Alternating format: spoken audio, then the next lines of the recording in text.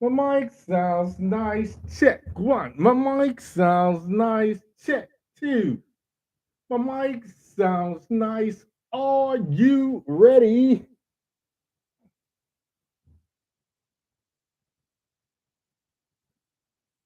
Still getting these damn camera angles like I want them, and what have you, and what have you, and so forth and so on.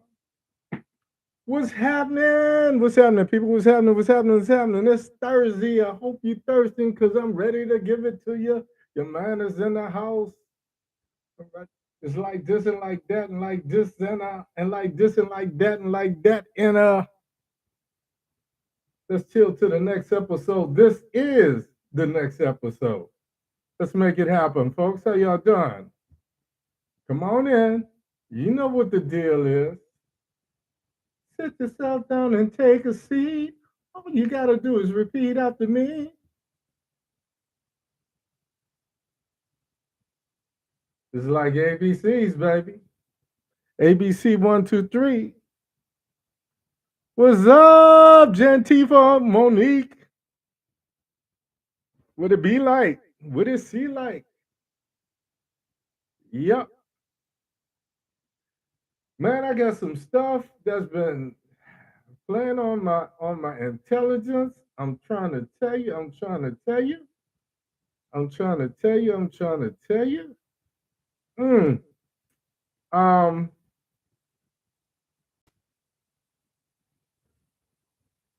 I want to do something, but I want mass audience participation.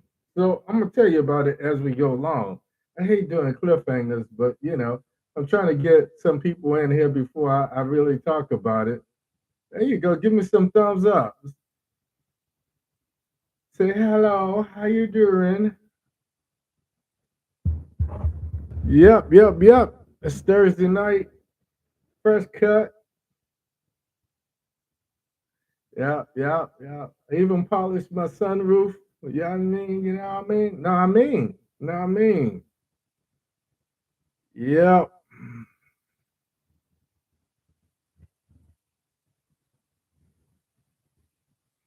We got some things going on I got to talk about. I made you a promise at the end of last year, at the beginning of this year, that I wouldn't focus primarily on politics because I just didn't want to give oxygen to those numbnuts heading up the House of Representatives, and I did not want to talk about this for the next 2 years. As we get closer to the 2024 elections, president elections and what have you, I'll talk about some of the things that's on the horizon as they come to fruition. But for right now, I just don't want to go there. I don't want to go there. But some things I just have to address because I think what happens is if we turn a political blind eye to it, um, we're gonna find ourselves in a situation where there's not much we could do after things have been done. So, with that being said, I'm gonna say good evening. How you doing? How you doing? Folks are slow coming in this evening. I've been trying this thing and I've been advertising just a little bit. You guys, I want you guys to know I'm caught between a rock and a hard spot. On one hand, I always think about Chinese restaurants. You understand? Mercedes dealers advertise what Chinese restaurants don't. So I want this to be something that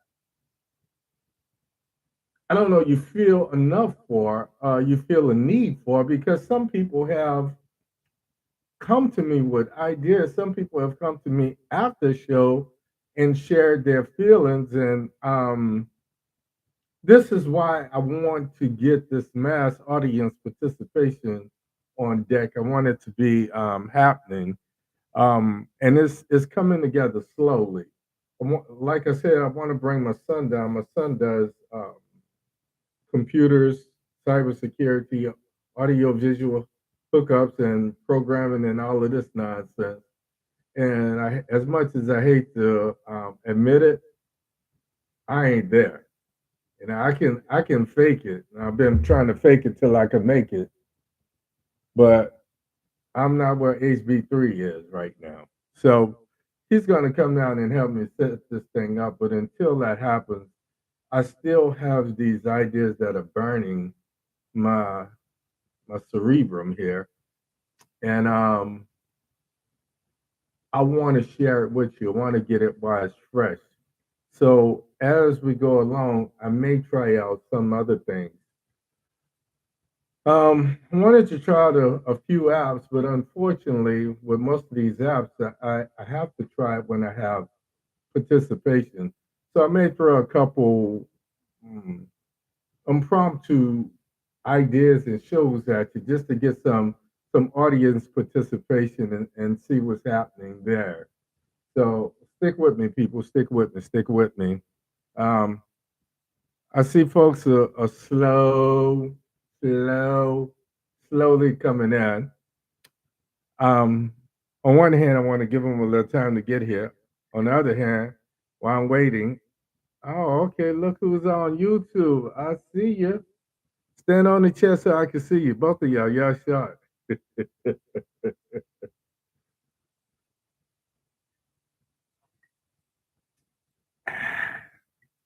That's good. Yeah, that's good. That's good. That's good.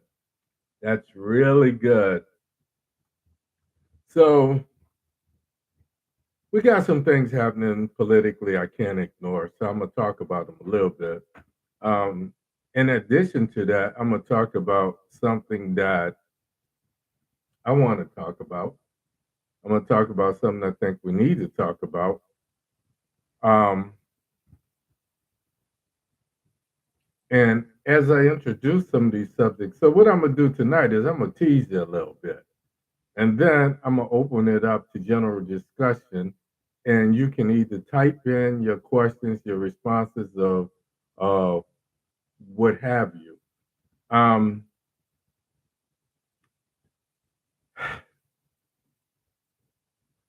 as we go forward, some people have been telling me that, they're not too crazy about being on camera. Some people like seeing themselves on camera. Other people, good evening, how you doing? How you doing? Good evening, good evening. As you come in, say hello, because this is, you can tell people from New Orleans. They come in, they say, good evening, how you doing? It's hot out there, huh? Yeah, it's hot out there.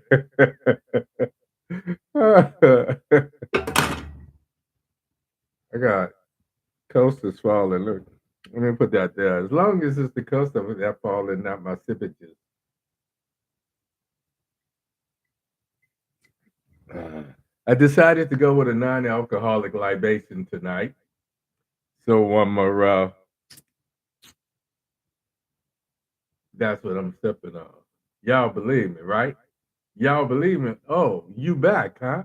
Don't make me, ooh, girl, I was gonna talk about you. But now, let me head toward this and get this started. We got about 7 past the half, so I'm gonna go ahead and get this show started, if you will. Um, I want to say good evening, welcome to the show.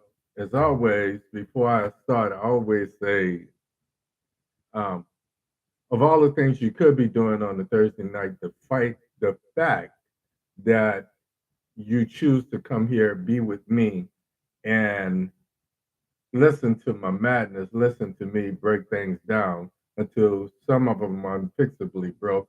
Listen to what's happening in the world and things that affect us on a more personal level. I am truly humbled. So I like to say that. I mean that from the bottom of my heart. I'm pretty cocky, but when other people give up me their time, their attention, and what have you, it makes me feel good because there's a lot of other things you could be doing. So I want to say good evening and welcome to the show. Um, I am working on new multimedia platforms that are going to be able to, the vision that I have is to be able to see you guys and get some of the interaction. And I thought about doing it Zoom, and Zoom gave me some problems. And one of the things my son wants to look at is how much bandwidth, how much I'm running in my studio, the things that are here, and he want to drop in a line and do some things that he's good at. So I'm gonna give him a chance to do that. But in the meantime, in between time, we still got to do the show. So some weeks I'm gonna be doing this, and in the upcoming weeks I'm gonna try um, a platform because, like I said, some of you and you too, as a matter of fact, have said to me that you want to be able to participate, but if you're at home and you're half naked like Pinky, and some people are, I called on. Okay, I see you on both sides. Yeah, yay.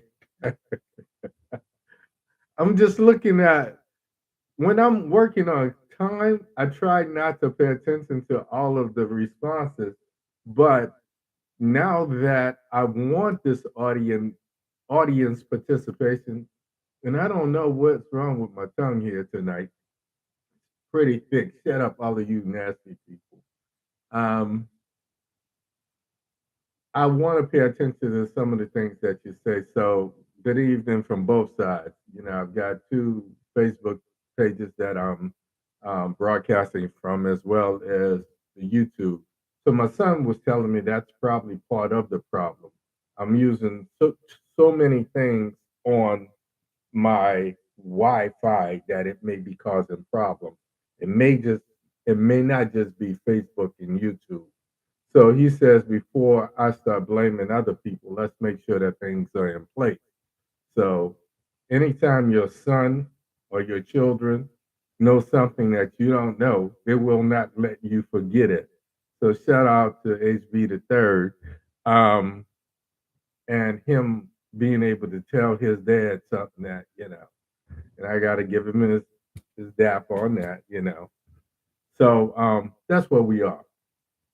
It's wow. It's about 10 past the half. So I want to say good evening. Welcome to the show. As I said, I appreciate you coming in tonight. Um, it always humbles me that you guys take the time to be here. Um, um, um, um, um. First thing they teach in public speaking is not say but sometimes when I'm looking at the responses, I get sidetracked and I say it. So without any further ado, my name is Hank Batista. The show is called OMITdaLOGIC. Um, I gotta turn off these notifications because some people are sending me things that affected me. The voices in my head are screaming because though I promise to try to stay away from all of the political maneuvering, there are things happening that I just can't ignore. One of the things I want to do, and I purposely waited until February was over because, in my mind, you can't talk about American history without the inclusion of us as a people.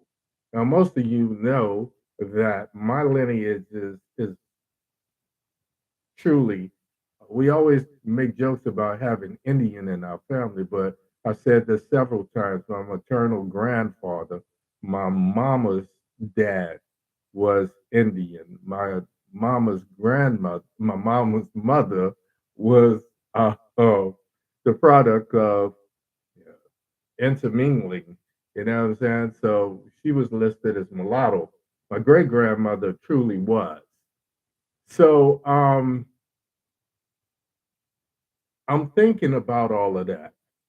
And when I think about it, what I think about is in recent years, we have had this disrespect for ourselves where we say, why do we need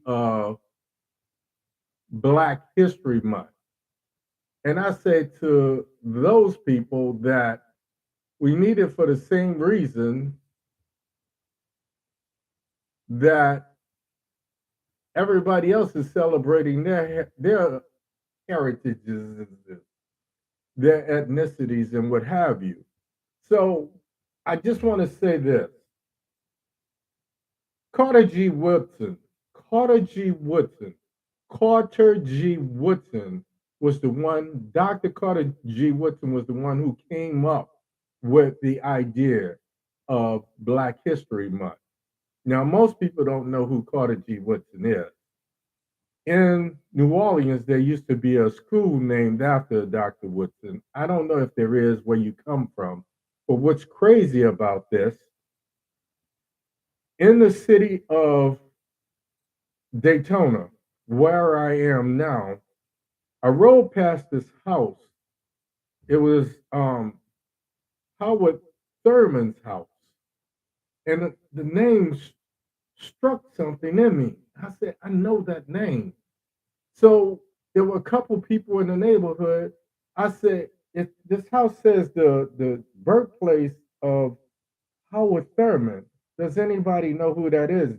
I don't know. I don't know. I don't know. So ironically, there were a couple black folks, there were a couple white folks, um, and nobody could answer the question.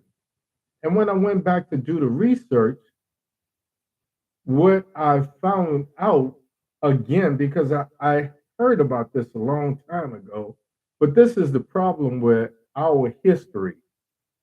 If we don't talk about it, if we don't discuss it, if we don't pass it on, both in a written form and in an oral form, it's forgotten.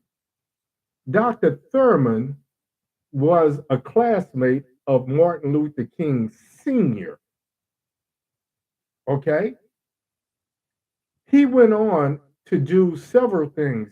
Of course, he was in a pastor, divinity. He taught at several schools, including some prestigious white schools, and I won't necessarily name them, but I will say that he also taught at Howard. He did some things that were, I guess you would say, it was devoid of racism in a time where racism and some of the things he accomplished as a black man was really off the charts. But what was most noted and what most people don't know, being a classmate of Martin Luther King Sr., he had an influence on Martin Luther King Jr., and he convinced them. So he was one of the people that convinced Martin Luther King Jr. to do nonviolent. So he was one of the architects of this whole civil rights movement. But he was one of these people that worked in the background. So he was doing things, and he was given counsel, if you will, but he wasn't necessarily on the front line. The house still stands similar to Martin Luther King's birthplace in Atlanta. It's in one of the poorest areas here in Daytona. Unfortunately, nobody knows who this man is. Probably a couple people on, I was about to say Tuskegee Institute, but no, here in Daytona, it would be Bethune Cookman um, University. I have not made that kind of, I have to get more involved in this community. So it's my fault. I'm gonna take that upon myself. I have to practice more of what I preach. Um, Unfortunately, when you come into areas like this, we run into a lot of black people who feel like you're an outsider and you come to take over. And the reason for doing so is because you have political aspirations and so forth and so on. And I've run into some of that here in Florida. So I am, on one hand, guarded about who I give my time to. On the other hand, I have to practice more of what I preach. So without going off on a tangent, I'm going to challenge you to look up Dr. Howard Thurman, Thurmand. Look him up. They refer to him as much as a mystic. You understand? So look him up. But I'm gonna use that as a segue going into something else. First thing is, every day is Black History Month. Every day is Black History, so every month is Black History Month. So I make it his capital H, capital I, capital S, Tory. His story is my story. His story is your story. His story is America's story. As much as they try to deny it. Use that as a segue because here in the state of Florida, on yesterday, the Republicans in the state legislature put in a bill to eradicate or eliminate the Democratic Party as a whole in the state of Florida. Now, I let a couple things go because I just don't want to give this idiocy oxygen on this show because I wanted to use the first 3 months of this new year to talk about things that are true Black issues because I feel like there's a void in our Black family. There's a disconnect between the women and the men. So I wanted to talk about some of those things. I wanted to concentrate on that. But in order to do that, I need your participation. So I'm caught between a rock and a hard spot, as far as that's concerned. So moving forward, I'm going to try doing a couple shows on Clubhouse. So look for that. That will give you an opportunity to lend your voice without giving your image. Because I've heard from several people that they got something they want to say, but when they come home, they're just relaxing and they're not camera ready. For me, I must be the greatest. I'm always ready for the camera. Show me a camera and I will act a fool. I'm just this personality, so I have something that I want to do, and I do it. How is it we can stand idly by and allow this to happen? How is it we can say we don't see a need for Black History Month? How is it we have the audacity to throw stones at people like Dr. Carter G. Woodson, who fought hard to get a Black History Month?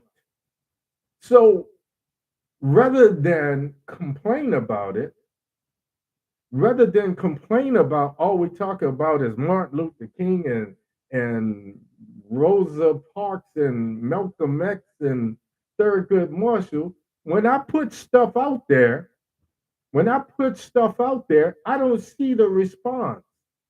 When I go to some of your pages and I see you guys talking about stuff, I will take from you and I will spread the word because this is how I feel about it.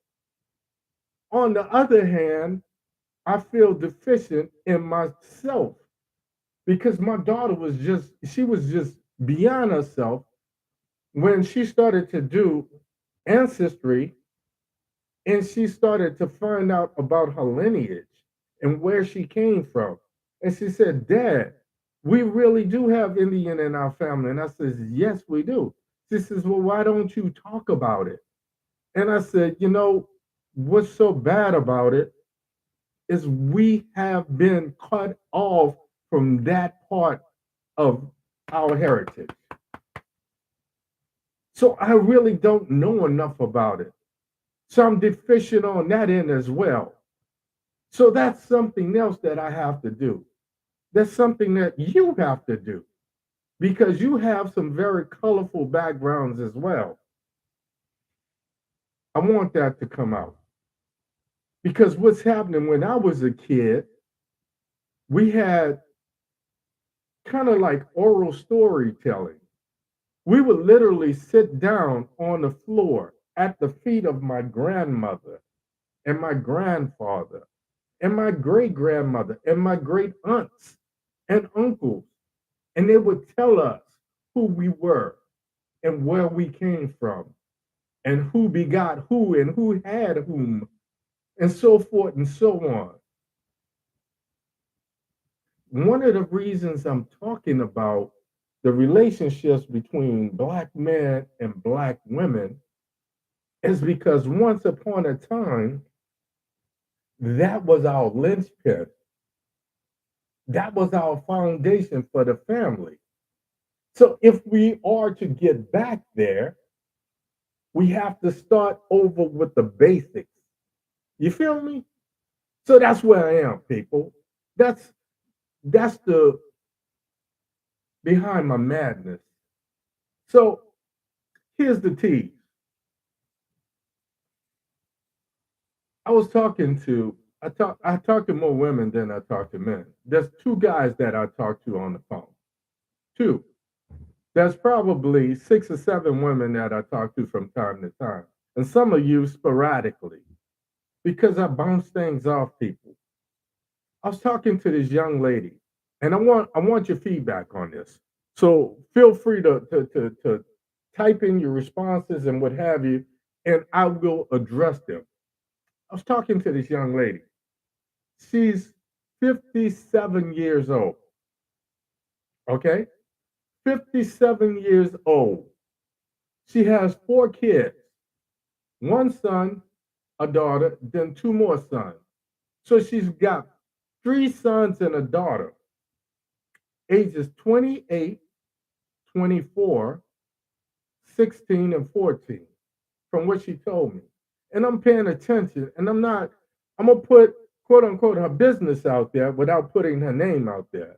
And I'm comfortable enough that most of you don't know her because she's not someone that follows me on Facebook. Okay? If she don't follow me, I don't see her on your pages either. But I want to share this conversation with you because it leads up into what I want to talk about in the days to come. Her oldest son is 28 years old. His dad, she says she met this guy when she was 20. No, she was 21, he was 20. They got together, they had a baby. They weren't necessarily living together. The thing was, he was a drug dealer. Now, 28 years ago, I'm thinking about this because I've told you guys a lot of my history. I told you coming up when I first started to play music, I was attracted to this one place because it just there was music emanating from the pores of this juke joint on the corner of St. Anne and Claiborne in New Orleans. Well, outside was a lot of going on, and my mom told me, stay off the damn corner. Ain't nothing there. Ain't nothing good going on. And me being inquisitive and me being hard headed and me being a kid and a budding musician, I went around the corner and observed. And I told you how it led to me meeting someone who wound up being an infamous pimp. And how the difference in my New Orleans growing up was this guy talked to me like a person. He didn't try to exploit me. And he put me, quote, up on game. So that's one of the differences in our community. We don't have elders who treat children with respect. Of course, you got some kids out here that want to be womanish and mannish and smelling the seat of their pants. This is why our grandparents, our great aunts and uncles told us, you're beside yourself. You're smelling yourself. You're too mannish. You're too womanish. This is why preachers once upon a time taught about when I was a child. I thought as a child. I spoke as a child. I behaved as a child. Then he goes on to say, but when I became a man, I put away those childish things. That's where we've fallen short. So many of us are not behaving like the adults. So I'm sidetracked. I'm off on a tangent. So as I'm listening to this woman's story, I'm saying, okay, so do all your children have the same dad? She says, well, all three of the boys have the same dad, but my daughter has a different father. So now I'm listening to, because I took note of the fact that the oldest son is 28, the one daughter is 24. Me and this woman started talking because her 24-year-old daughter is a Howard alum. So when I say you said you know. So I was like, all right, cool. This is what's up. You know what I mean? I like to see young people doing something. Some similar, okay. Because I'm looking for cause and effect. I'm saying all of this to say that children do not get a vote in who they come from. I said this before 2 or 3 weeks ago. Women have a type. I say this to my boys all the time. You can't get over on a woman because when a woman leaves her house, she has bathed, she has showered, she has showered herself with some fragrances, she has clipped, nipped, and tucked some things to make it look appealing. She's already made up her mind. Matching panties and bra, and her shit is fierce. She's already made up her mind she's gonna give you a dumb behind something. She's just hoping that your dumb ass don't say something that make her change her mind. So this was something I realized at the age of 16. And what's funny is this pimp I told you about, his name was Fillmore Slim. And he told me, he said, man, you're gonna be when you 15. I said, why 15?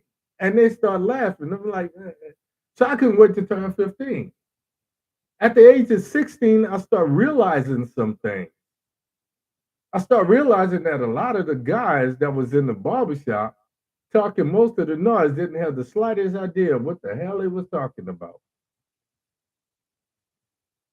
I came to that conclusion because I was having relations with older women because girls my age was just too childish. They looked at me as being weird because I would recite poetry and Shakespeare and stuff like this. So I was always heavy on the cerebral side and corny as hell on the romantic side. These guys are still growing up. These women are still growing up, behaving like they did when they were 15, 16. This woman got teetotally angry, pissed off to the utmost of pissosity at me because I asked her one question. I said, all three of your sons have the same dad, but your daughter has a different father? I said, correct me if I'm wrong. Maybe I heard it differently, but didn't you have a son, then a daughter, then two more sons? She says, yeah. I said, so you got with dude, you got pregnant. He was a drug dealer. Let me guess, he went to jail. She says, yeah. I said, okay. So then you got what? Somebody else? And had a baby. And you went back to do? And she says, yeah, well, when he got out of jail, he contacted me. He got my number from his sister and he needed somewhere to stay. So he came, Jesus, take the wheel. I just had a wreck. And I said, okay. I'm trying to understand.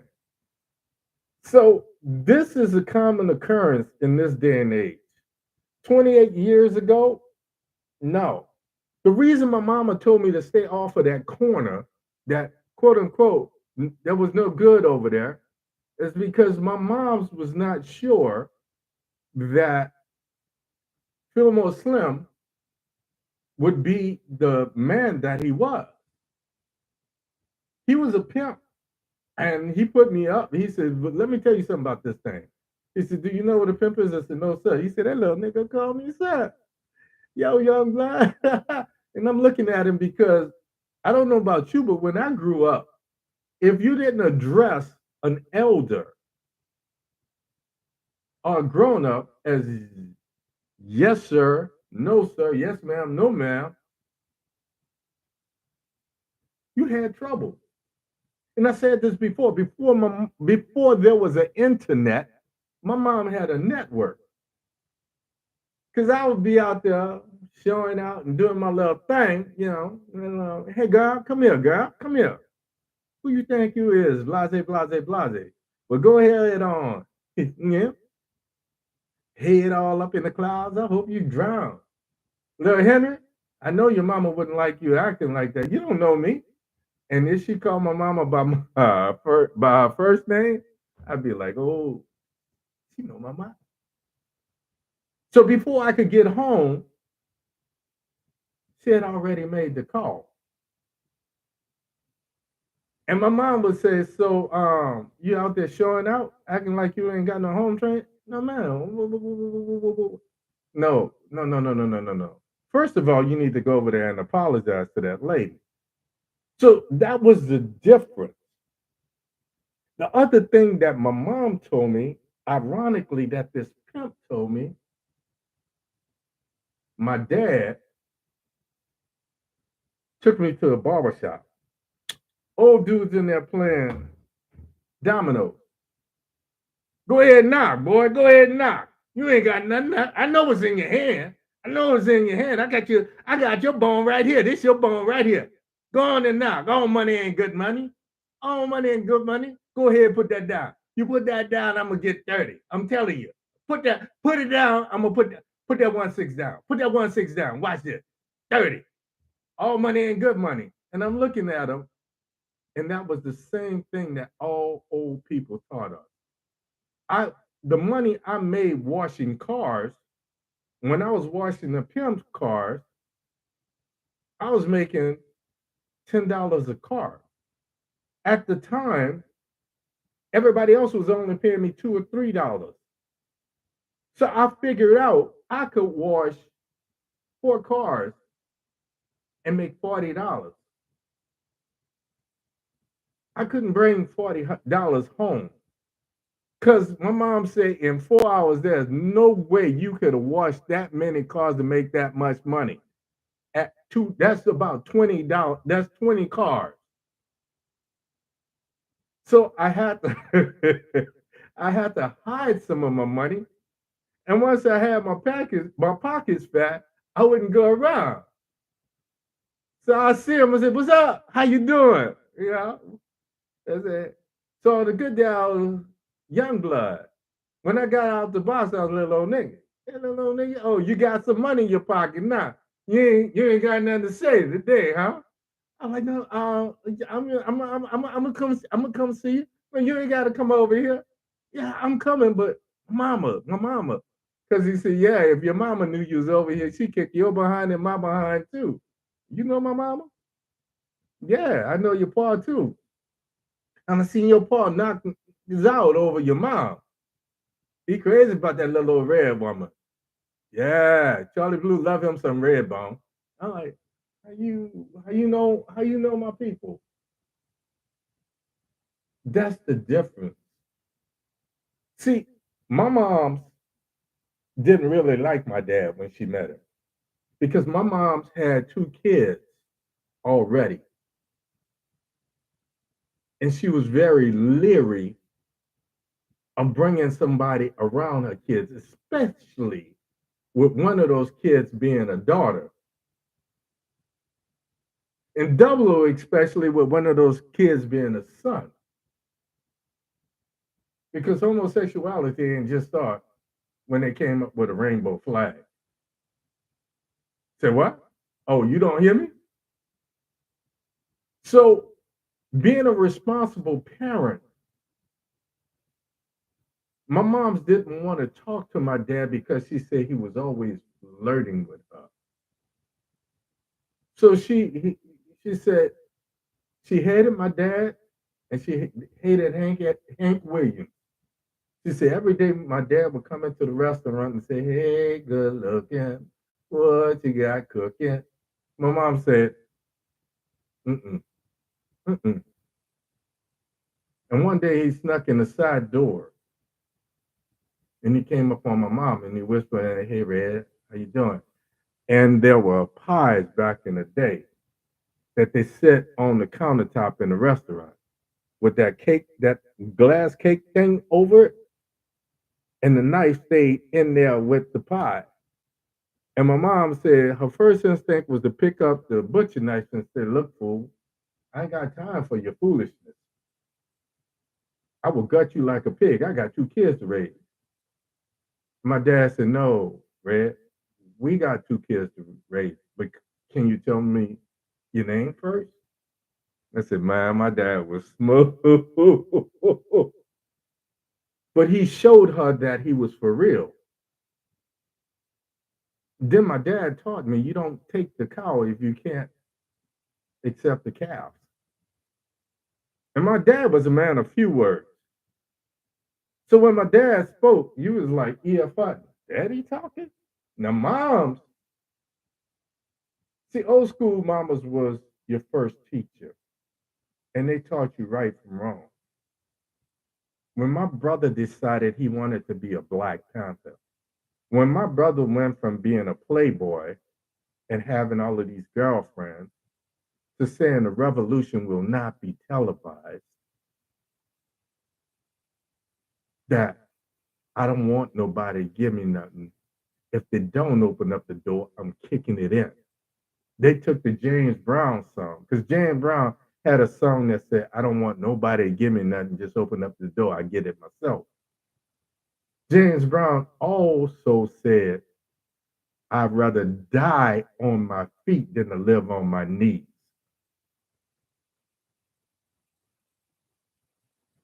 So when I'm listening to this woman talk about how she got with this guy and she brought this guy back into her life, and I said, my next question was, I gave a cooling off period because, I was in my Dr. Phil mode. I got 2 more questions for you. Like, um do your kids have a relationship with their dad? No. See, I didn't ask how many more kids the dad had because that's not important. There are 2 shows that I want to do moving forward. The first show I want to do is on you women because I've said it time and time and time and time again. Women have a type. I've also said that as much as guys pretend to be this, that, and the other, the average man can't get nowhere with you unless you decide you want to. So what I try to teach my daughters is you respect yourself and you force others to respect you as well. When you walk around calling yourself BITCH and this, that, and the other, and somebody else calls you by that name, you can't get mad.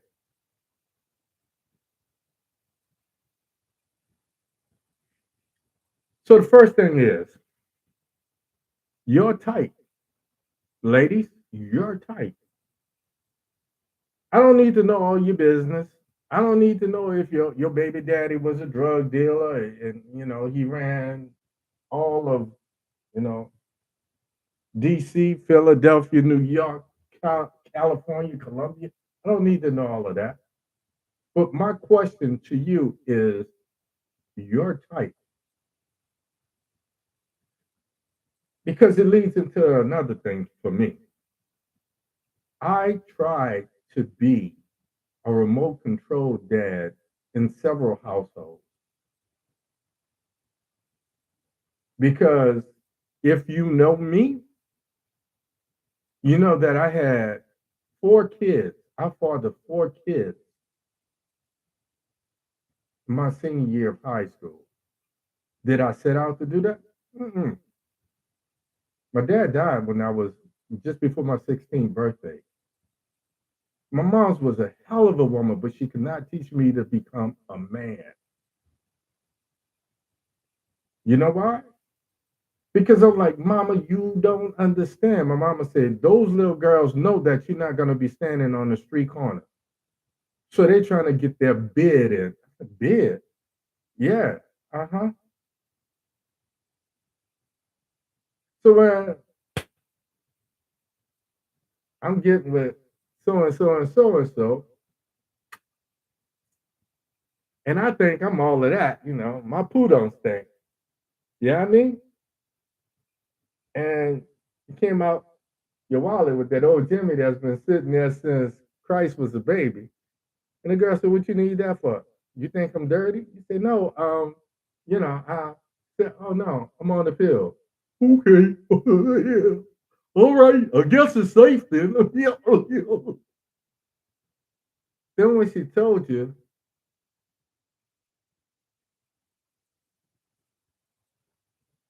you said, "Well, so I'm not putting the blame on them because I was a willing participant. Trust and believe I was. But at the time, 17 years old, I wasn't thinking about the repercussions of my Johnny Appleseed I was spreading.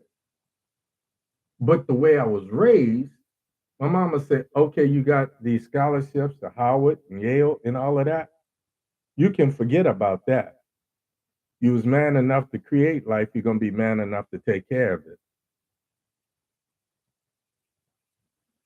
My mom didn't say, well, that ain't none of my son, baby.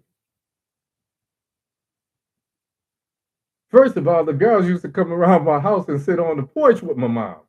Even when I wasn't home. If I came home from playing football, I came home from playing music, going to a band rehearsal, there'd be 3 or 4 girls sitting on my porch with my moms. And I'm like, what you doing here?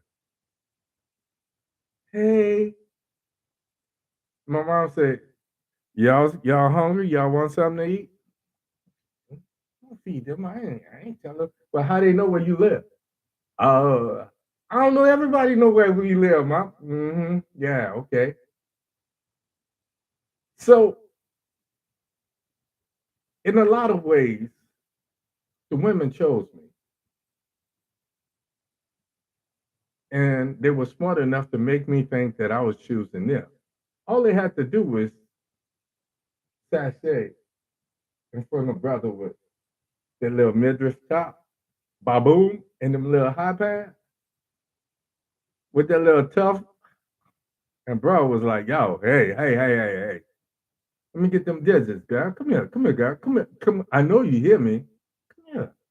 Meet me halfway. Yeah, look. Man.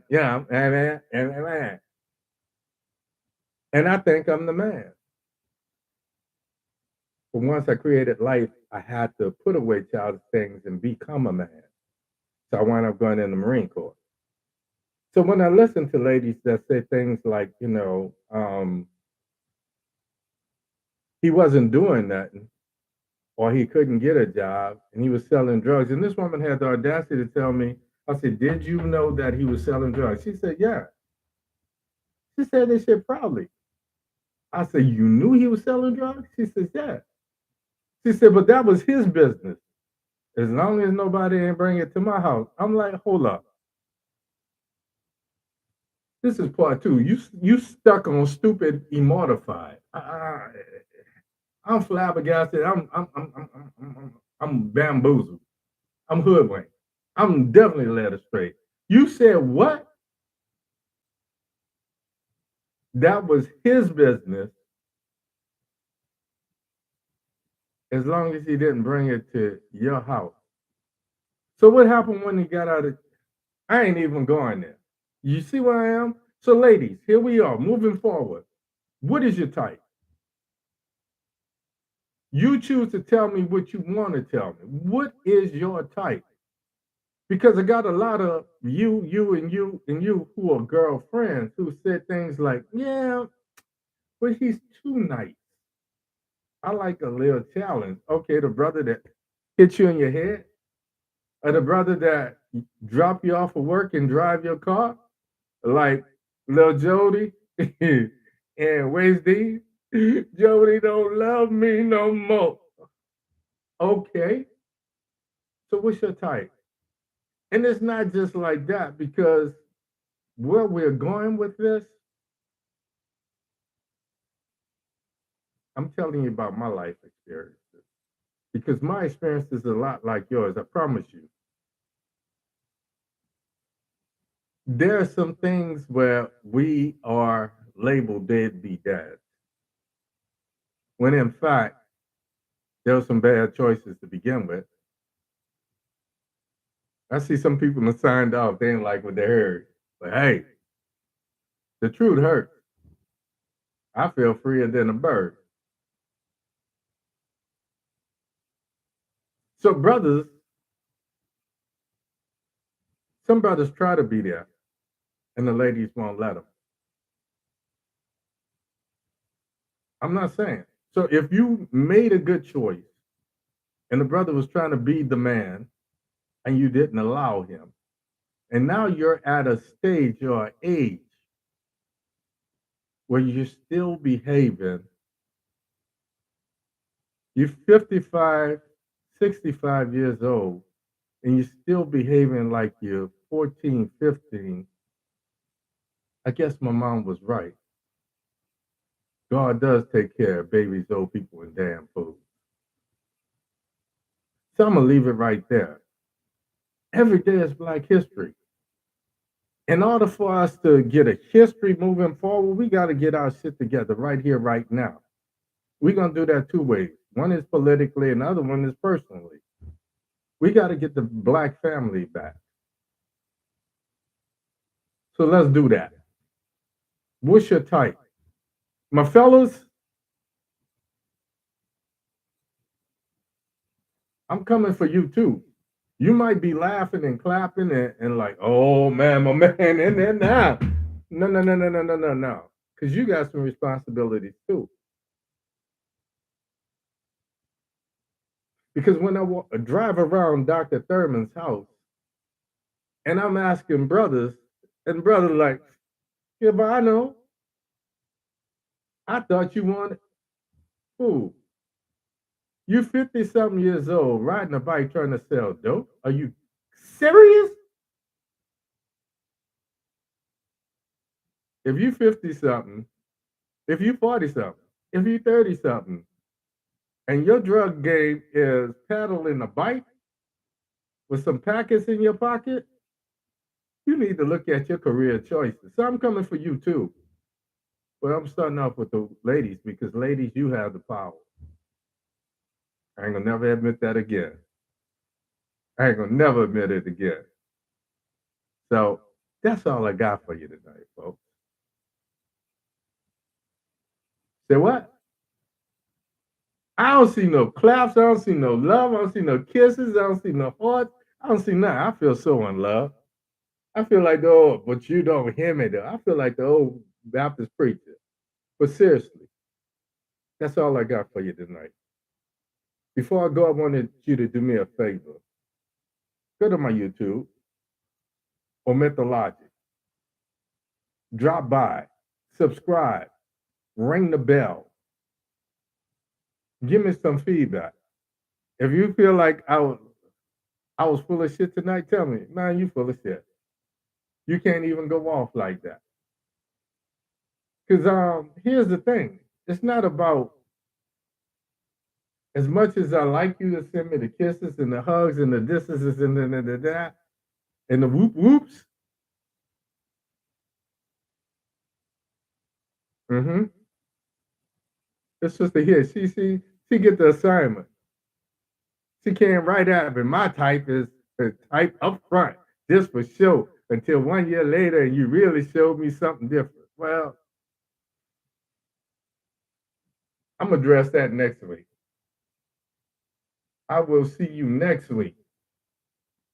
After you go to my YouTube channel, Omit the Logic.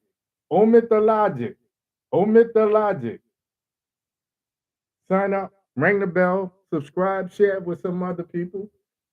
Share this show with your girlfriend. Have them, piss them off, let them cuss me out. And tell them come back and tell me about myself. I ain't running. I will be here next week. Same Baptiste time, same Baptiste place. As always, I tell you this. Don't be so afraid to die that you forget to live for a purpose. We're the elders now. World is on our shoulders. We got to set the example for these kids. It starts with us. I'm starting with the man in the mirror. How about you? So as always, important, I wish you love. I wish you peace. 2 fingers to the sky. And like your man, hair grease. I'm out of here. And I started up enough shit tonight. Good night, folks. I love you to death. Ain't shit you can do about it. I'm out.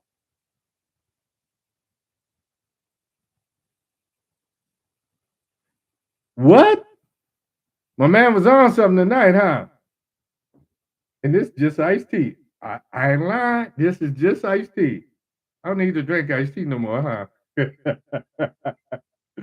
I appreciate y'all. See you next week. Next week, I think I might do some clubhouse stuff so I can really stir some shit up. You think I'm playing?